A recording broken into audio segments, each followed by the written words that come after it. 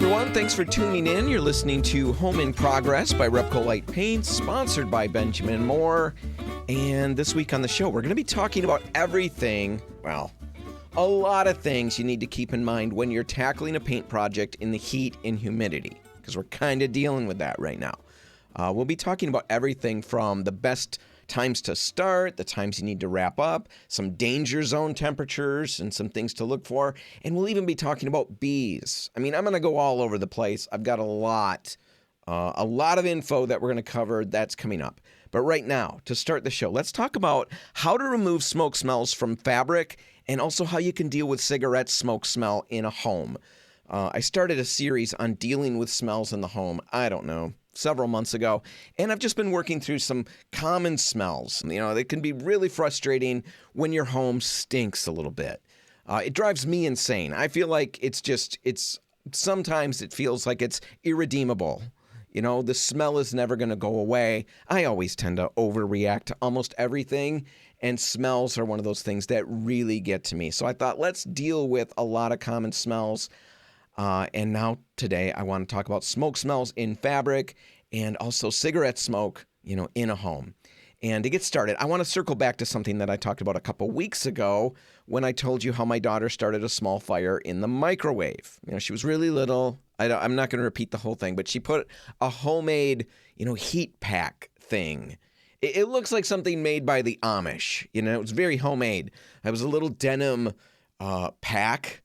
And it was filled with cherry pits, which was really tough for me to think about, quite honestly. When this arrived in my home after a visit to a flea market, and I think Shipshawana, I was told that this little beanbag feeling like thing is actually full of cherry pits. Like that was a bonus, a plus. And for me, every single time I used the thing, all I could picture was a family, all gathering around because grandma needed to bring more bags of these to the flea market. And so they're all sitting around with just gobs and gobs of cherries, and then they're on the porch chewing and spitting the pits into a bucket, and somebody's cleaning them off. That's all I could think. Every time I put the thing on my neck or something, I would just think, were all of these in somebody's mouth somewhere?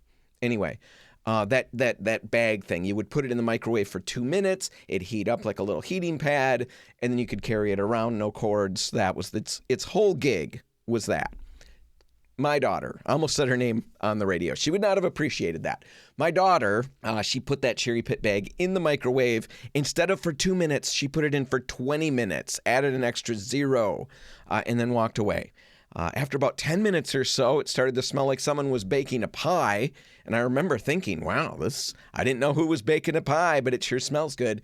About 15 minutes later, that's when the smoke was starting to come out. And then by the time I noticed that and walked into the kitchen, there were flames in the microwave. I hauled it outside. I told you that last time a couple weeks ago. I threw it into the snowbank. I did all of that in my underpants. The kids thought it was hilarious because it was late at night.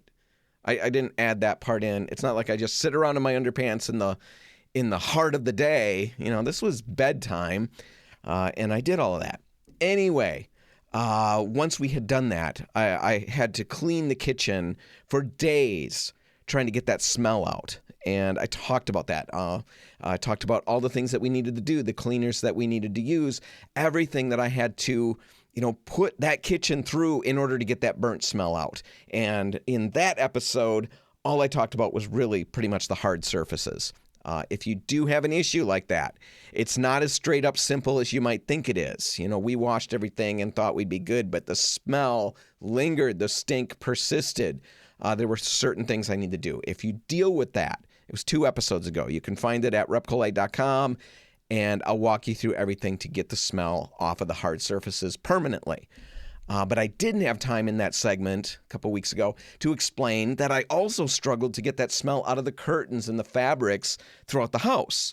As you can imagine, fabrics, they're like little odor sponges. So If you do have a minor fire on the stove or something like that, something like the microwave thing, the cherry pit bag, and you've got that stink in the fabrics, first thing you need to do is to get those fabrics out. Take the curtains, the slip covers, anything that you can get off, throw blankets, rugs if possible, pillows, towels, all of those things, and get them washed. Get them washed. You don't usually need some magic smoke removal detergent. Just start with your regular laundry detergent. Use the warmest water that the fabric can handle, and don't cram everything into the washer. You're not trying to get everything done on the first load here. You might have to do a couple loads. So don't cram it full. The fabric needs room to breathe, right? Room to move so the soap and the water can actually pull the smoke residue out, because smoke residue, we talked about that 2 weeks ago. It's not just a smell. The smell comes from particles, that cling to all these different surfaces. And so you've got to get those surfaces and get them washed. So do all of that. There's an important thing that you need to remember. So let's just say you've washed everything, you pull it out. What you need to do before you throw it in the dryer is give it a good old sniff test. If it still smells smoky, you need to wash them again. Don't dry them yet. If they smell smoky and you throw them in the dryer heat can make odors much harder to remove. They can almost, I can't say permanently set them in there, but they really lock them in there. So give it the sniff test. If there's a smoky smell, rewash everything. Otherwise, then you can move it to the dryer. If it smells good, move it to the dryer. For carpet and upholstery, things that you can't throw in the dryer, start by vacuuming thoroughly. That's a good place to start. Smoke's going to leave behind, like I said, those tiny particles, soot, ash, potentially. It depends on how bad the fire actually was. It's going to leave behind residue. And some of that material is just sitting in the fibers, clinging to it. Vacuuming it first is going to give you a better starting point before you do anything else. So before you add anything wet or scented or things like that, just give it a straight up vacuuming. And from there, you can, maybe consider using baking soda. Baking soda is a mild odor absorber and deodorizer. It doesn't clean the carpet in the same way a carpet cleaner does, but it can help trap and remove and reduce odors that are sitting in the fabric. So sprinkle it on, let it sit for several hours, overnight if possible, and then vacuum it up thoroughly. There are specific ones that are really super scented. For carpet, I don't know that I'd use those right away. I've used those. They are powerful. There's a powerful smell there. And it might mask things for a little bit, right in the beginning. You might think you solved the problem when in fact you're just masking the problem. So I might, be inclined to just go to regular baking soda, without a non-scented baking soda. Throw that on, let it sit overnight, then vacuum it up thoroughly. There are also other neutralizing products that can be used on carpet and upholstery. Odoban, O-D-O-B-A-N. It's a cleaner. You can find it online, probably at all kinds of different stores that sell cleaners. But for sure you can find it online. It markets products for smoke odors, and it lists carpet, upholstery, and washable fabrics among the surfaces where certain products that they sell can be used. And I've watched a number of videos where they basically just mist it onto the surfaces and let it dry, and it will neutralize the odor. It's not just a smell masker, it's going to neutralize it. If you're going to go that route, make sure the product's safe for the surface that you're using it on. Test it first in a hidden spot, and don't soak anything. Follow the label instructions to the T. But that's Odoban. That's something to consider. The bigger point, if the smoke smell is light, baking soda or fabric safe odor neutralizer may be enough. If the smoke smell is really strong, you may need, actual carpet cleaning or upholstery cleaning. And if the odor has gotten into the carpet pad, the cushion foam or the backing, surface treatments may only mask the smell for a while. And in those cases, replacement might be the only real fix. So that's dealing with, some kind of, small scale fire in the home where smoke gets into the house. What about cigarette smoke? It's the same idea, but usually cigarette smoke is way, way worse. Way, way worse to deal with. And we're going to talk about all the things you need to do to hopefully, get that smell out of your space. But we're going to do that right after this. Home in Progress is brought to you by RepcoLite Paints and Benjamin Moore. You know, people often think of paint as just another line item on the project supply list. But here's the thing. Everything you do, every hour of prep, every stroke of the brush, all comes down to the quality of the paint. The paint is the project. Make sure it's the best. Smoke smells are really pervasive, really overpowering, and they can be really tough to eliminate. You're listening to Home in Progress by RepcoLite Paint, sponsored by Benjamin Moore. And speaking of smoke smells, one of the worst ones, the most powerful ones, is cigarette smoke smell, in a home. We've all walked into a place somewhere where the previous owners were smokers. Maybe it's a house you bought. Maybe it's a house you're flipping. Maybe it's a house you were looking at and didn't want to buy, partly because of that. Maybe it's a parent's house, a grandparent's house, and you're getting it ready to sell. If you've been there, you know how potent that smell can be and how big the job is, if you've ever tackled it, how big that job is to try to get rid of it. With a microwave fire like the one that we talked about last segment, you may be dealing with one event. Hopefully you're only dealing with the one event. Hopefully that's not a pattern for your kids. It's a one-time event. With cigarette smoke, you're probably dealing with months or most likely years of residue that's built up. Nicotine and tar can build up on walls. It builds up on ceilings. It yellows your paint. It can live in your carpet, in your drapes, in the cabinets, in the ductwork, in the insulation, in the unfinished wood. So if you're dealing with that, it's a big deal. It's a lot of work. The steps are similar to what we've already covered, but it's way more aggressive and it's way more all-encompassing. First off, what you need to do is you've got to remove what you can. Let's just get it out and get it gone. Old curtains, old carpet, trying to get that carpet back to good depends on your situation. But if it's reasonable for you to just get it out, get the pad out, you might be better off. It's going to be an easier battle for you than trying to make that old stuff smell good again. But old carpet, if you can get that out, go for it. Old blinds, anything soft that's holding the odor, just get rid of it. A lot of it's not going to be easy to clean. And it's probably, like I said, even with the carpet, it might not be worth the effort. For sure with the smaller stuff, I can't imagine that it's worth the effort. Junk it now and get new if that's within your budget. So do all of that first. Second, wash everything down.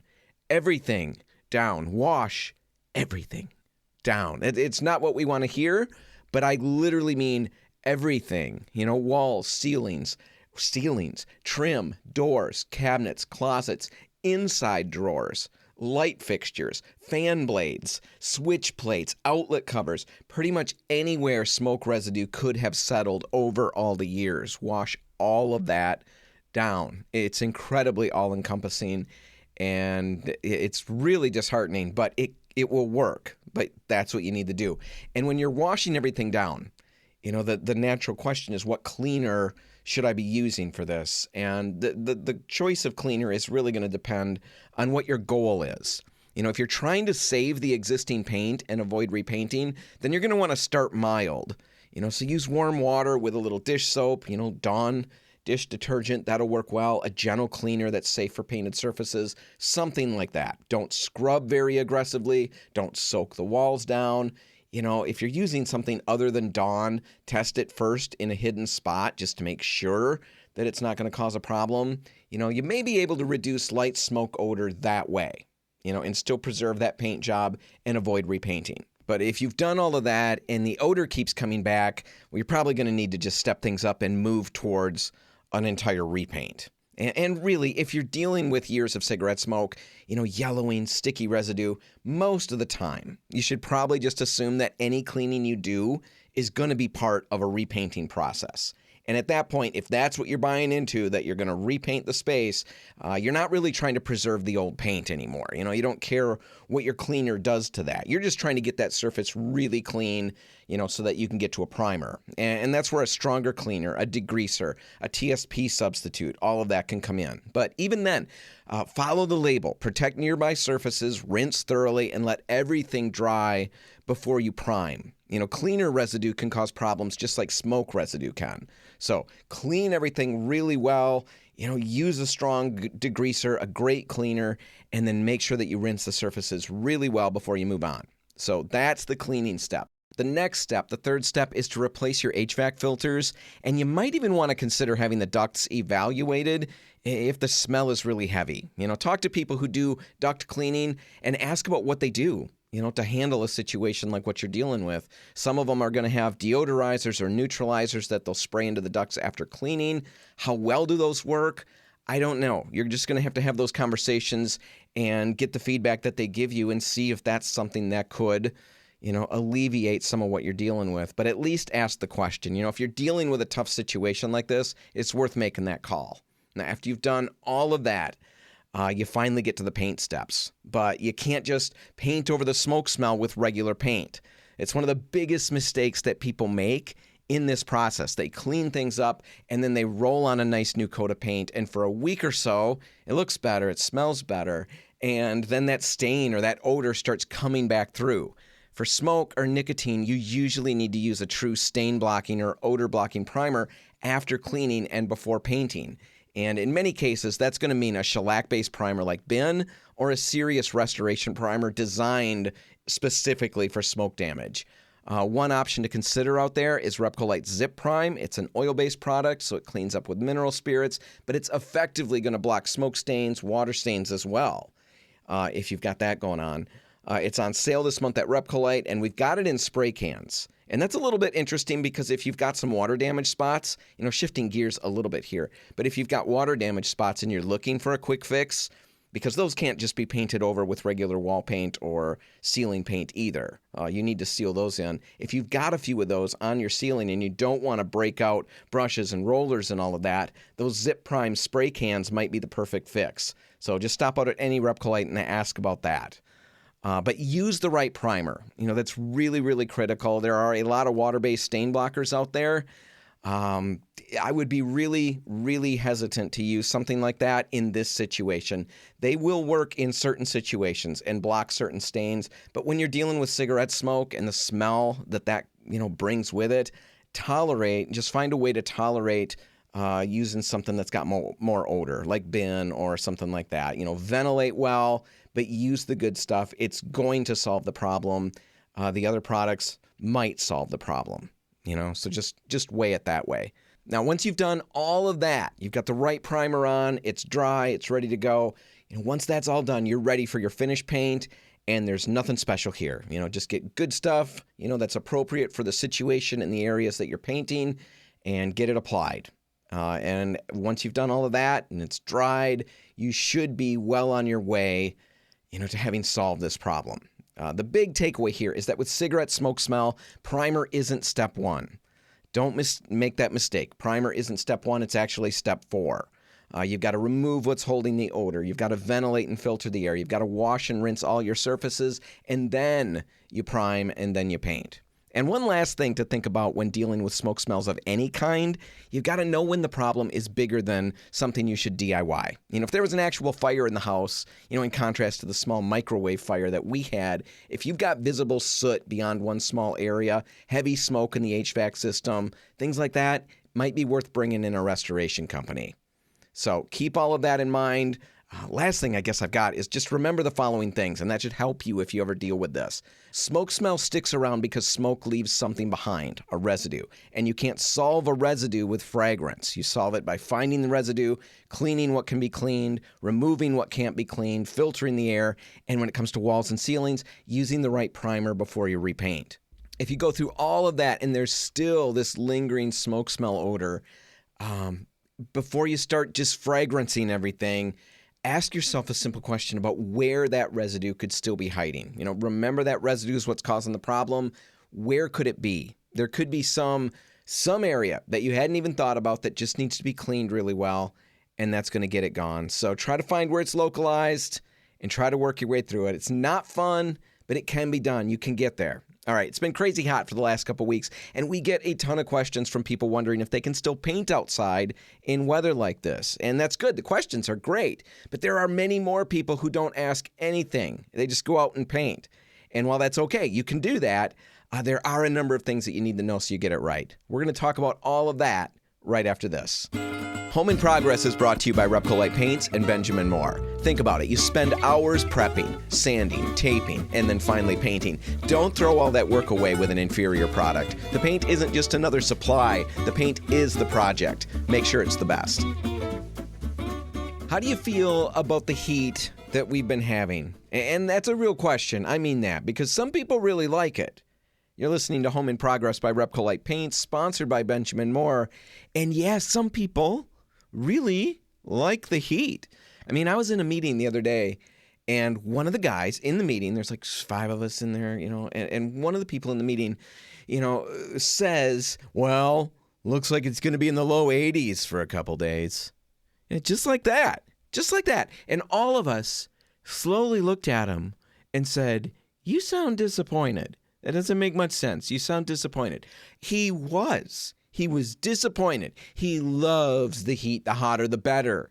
Well, I don't know what to say about that, because it makes zero sense in my mind. I can't think of anything that is more fun in crazy heat than something that we could do in the low 80s. Even swimming. I don't get it. I don't get it. But he loves the heat. How about you? Have you been enjoying the heat? Well, regardless of how you feel about the heat, one of the things that the heat brings about is slightly, more complicated painting conditions. And often that leads to questions. People want to know if they can still paint in weather like this.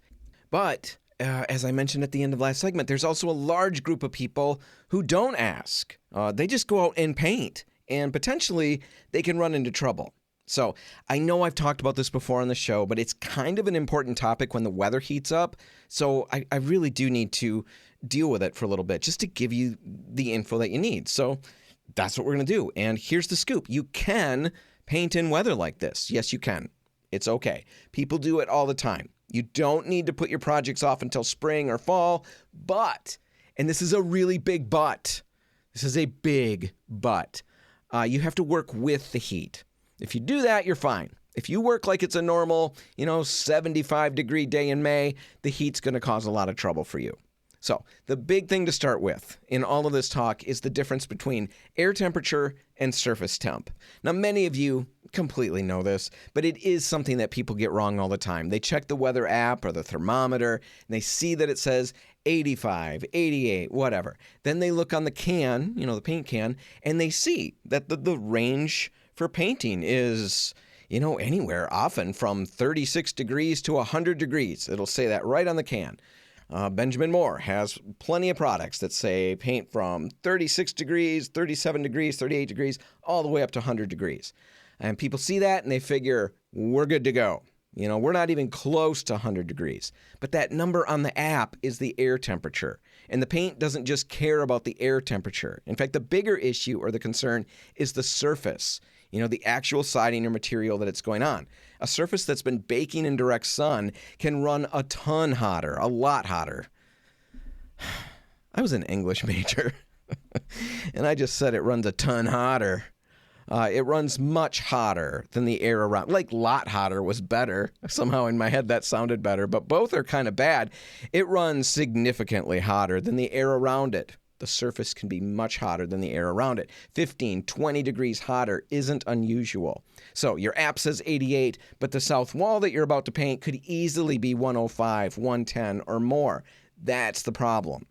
And why does that matter? It matters because when you put paint on a surface that's too hot, it dries almost the instant it touches. Now that sounds kind of good. It's fast drying, right?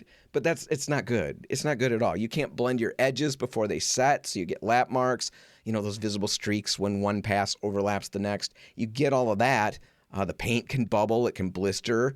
Worst of all, it doesn't get the chance to grab, or hold onto the surface the way it needs to, so your adhesion can suffer. And a job that looked fine in July can start letting go, really quickly down the road. Sometimes it's a year or two, but it can be quicker than that, all because the surface was too hot. So how do you beat that? How do you work with the heat? Like I said, you got to work with the heat. How do you do that? Well, here are a few tips. First off, start early, but not crazy early. Not insane early. That's the key. In extreme heat, you want to get going, of course, before the siding or the trim or whatever you're painting has had all morning to bake in the sun. But early morning also brings dew a lot of the times, and dew can be problematic. You can't paint over a damp surface. So the rule is start early, but only after the dew is burned off and the surface is dry. So whenever that is, that's when you can start. Then once you get started, think strategically. If one side of the house is going to get hammered by the sun first and it's dry and it's still reasonably cool out, that may be the place to start. You're trying to get that area painted before it turns into a griddle. But be smart about it.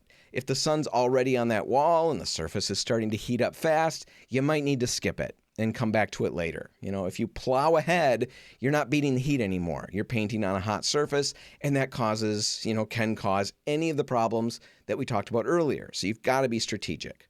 Now, after that, once you get going, you figure out which place on the house to start first, before the sun really starts, cooking. But once that starts, now you need to chase the shade. But of course, what I'm talking about here is, and we all know this, but I have to say it because it's radio, and there is one person, at least one person out there who this is going to be news to, or at least they're not going to have thought of it. Sometimes I'm that person, so that's why I over-explain sometimes. But I want to be careful, and I want to be safe and cover everybody. You're chasing the shade, but that doesn't mean that the second a wall or a surface slips into the shade, it's automatically ready for paint, right? We know that surface, if it's been in the sun for a while, 3 or 4 hours, it's going to hold on to that heat for a while, right? So just because you see shade doesn't mean that you can just jump right in.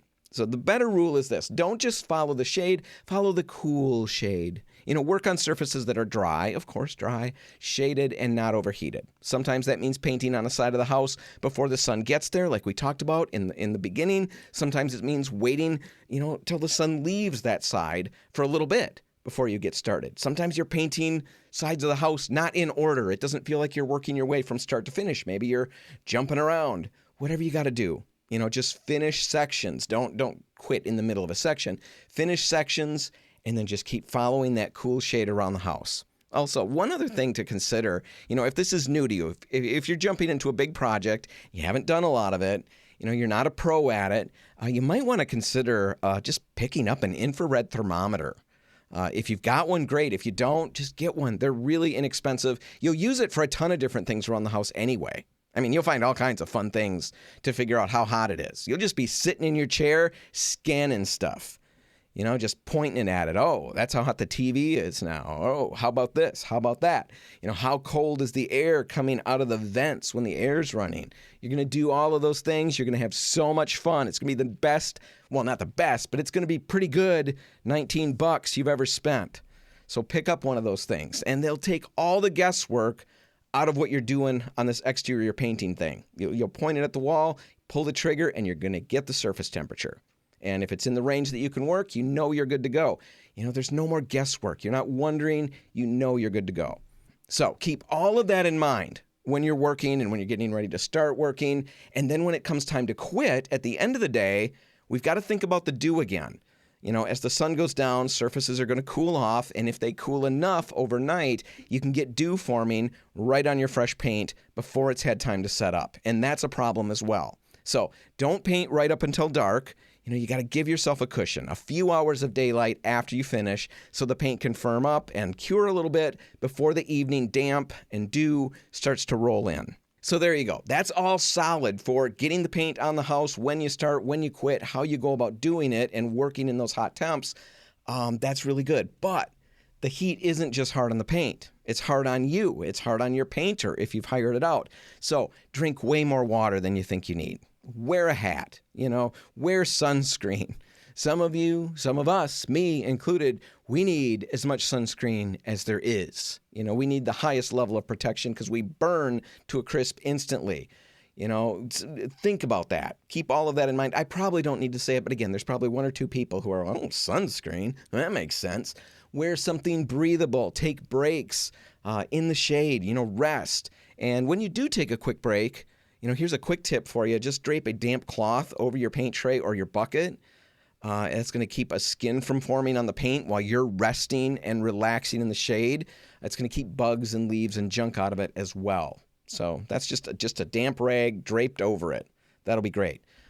Speaking of bugs, this is complete. I mean, this is going to be a tangent to maybe beat all tangents. But speaking of bugs, when you're working outside, be ready for bees.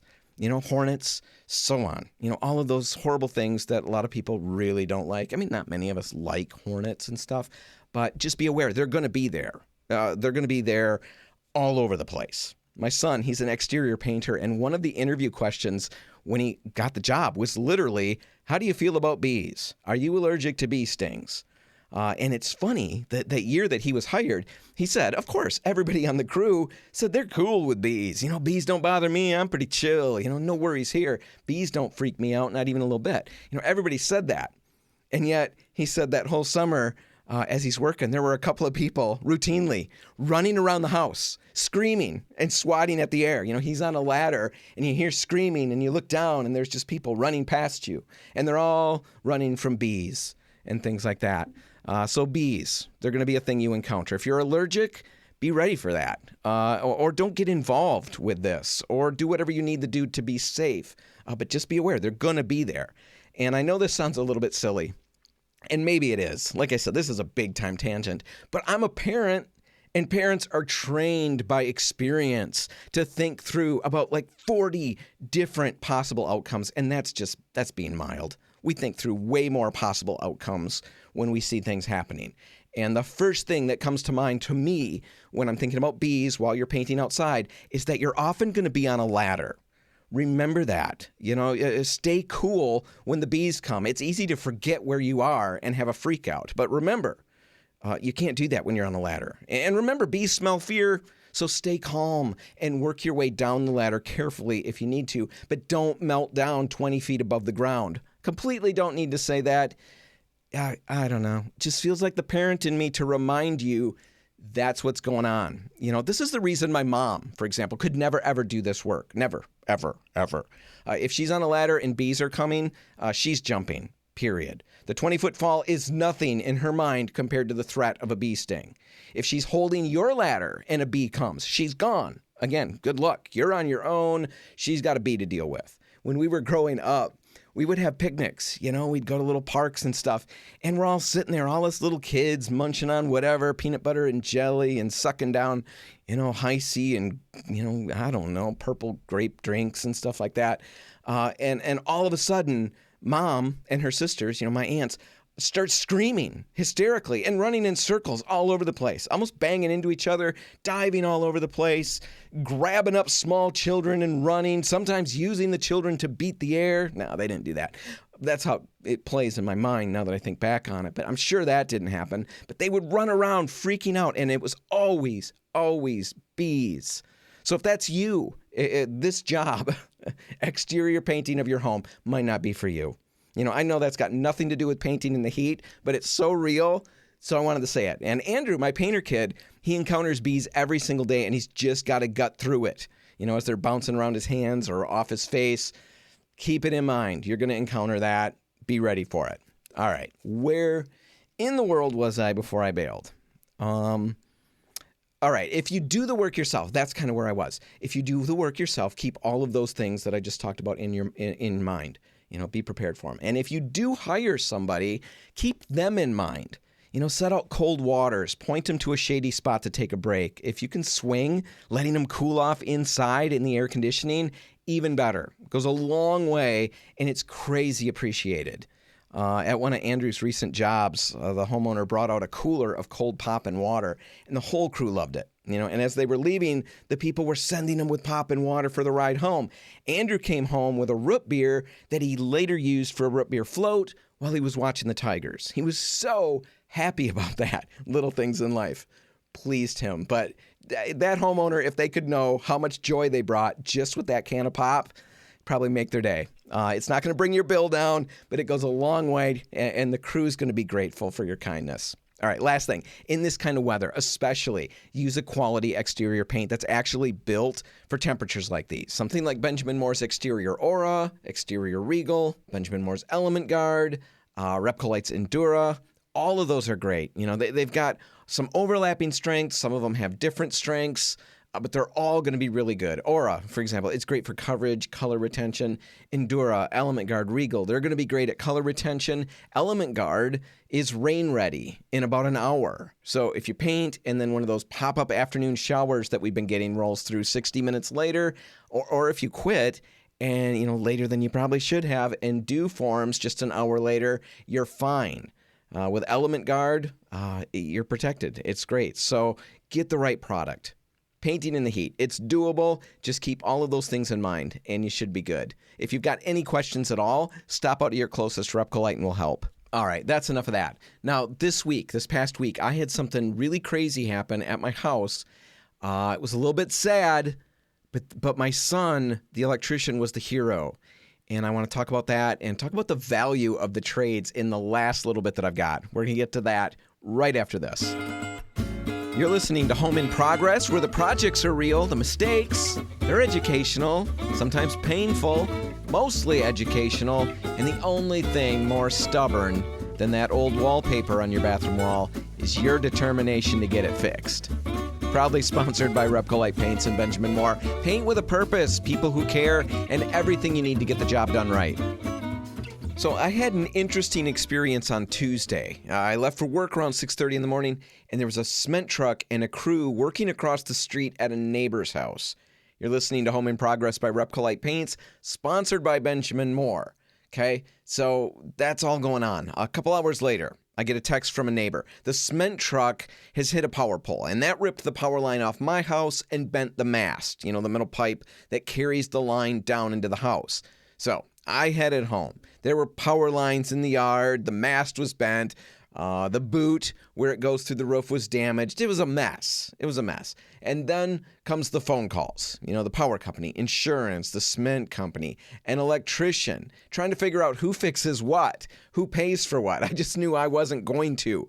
Who pays for what and how fast everything can happen. It's hot outside. I've got ice cream that's melting in a freezer that's not working. This is go time. It's an emergency. The biggest stress from all of it came when the power company was finally ready to reconnect my power, and they looked at the bent mast and they said, hey, we can't hook this back up, or at least it's probably not best until an electrician fixes that. Well, thankfully, my kid is an electrician, and I'd already called him to come and take a look, and he pulled in right about the time the power company was telling me that.